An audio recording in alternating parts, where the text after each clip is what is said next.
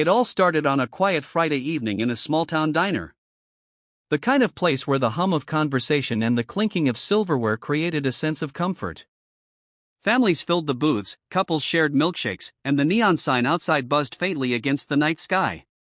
But in one corner of that restaurant sat a woman who didn't quite blend in with the ordinary humdrum of life. Her name was Sarah Williams, 32 years old, her posture straight as a rod, her eyes sharp yet weary, like someone who had seen the world's darkness up close. She had just returned from overseas, after serving 10 years in the U.S. Navy. She wasn't looking for trouble that night. All she wanted was a warm meal and a little peace. But trouble had a way of finding her. As she sat with her plate of food, 3 men barged into the restaurant. Loud, brash, and already half-drunk, their voices boomed through the room, shattering the calm atmosphere. Their boots clomped against the tile floor as they scanned the diner for easy targets. People avoided eye contact, hoping to stay invisible. But not Sarah. She glanced up once, noted their behavior, and returned to her food. The men didn't like that. "Hey, sweetheart," one of them sneered, staggering closer. "You too good to smile at us?" Sarah didn't respond. She calmly cut another piece of food and raised it to her lips. Her silence only fanned the flames of their fragile egos. The second man leaned against her table, knocking over her glass of water. "Oops," he said mockingly. "Clumsy me." The third one pulled out the chair across from her and sat down uninvited, his eyes scanning her up and down. "Come on, darling. Don't play hard to get." The entire restaurant went silent. Families with children froze in their seats.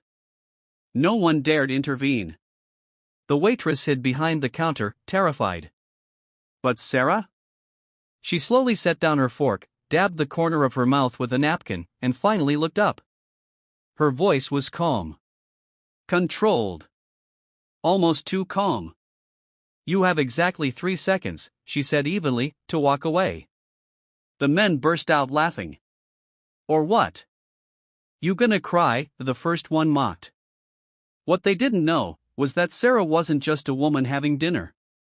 She was a decorated Navy veteran, trained in combat, self-defense, and survival.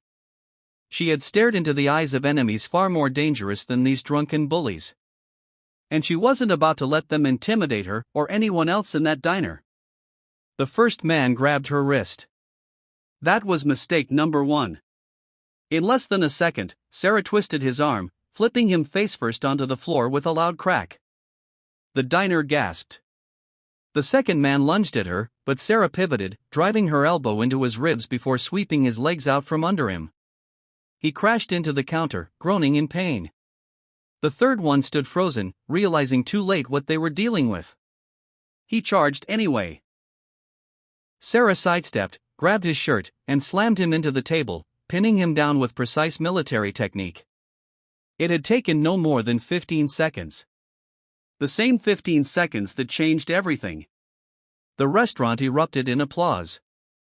Parents pulled their children closer, whispering about the bravery they had just witnessed. Some recorded on their phones, stunned by how quickly the scene had turned.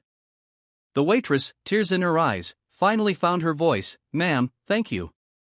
Sarah didn't smile. She wasn't proud of violence. But she knew sometimes it was necessary to protect the innocent. She stood, brushed herself off, and looked around at the frightened but inspired faces staring back at her. "This," she said firmly, "is why you never underestimate someone. You don't know what battles they've fought. You don't know what strength they carry inside."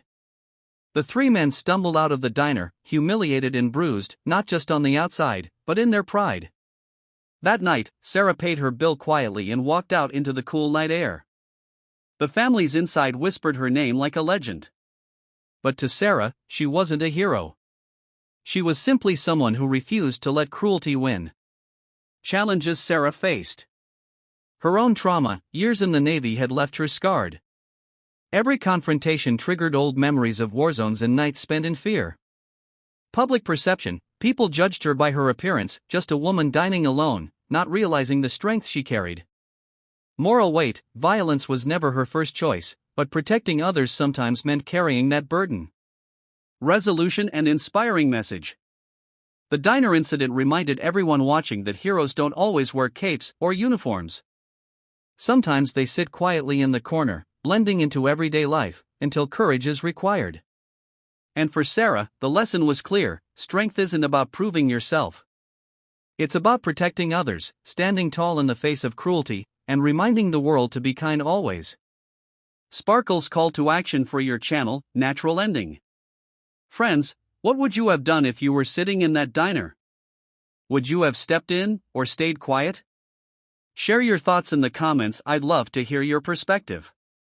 And if this story moved you, make sure to like this video, subscribe, and share it so more people can be inspired. Remember, on this channel, Be Kind Always, we share stories that remind us of the strength in kindness, courage, and compassion. Because at the end of the day, kindness is the greatest power of all.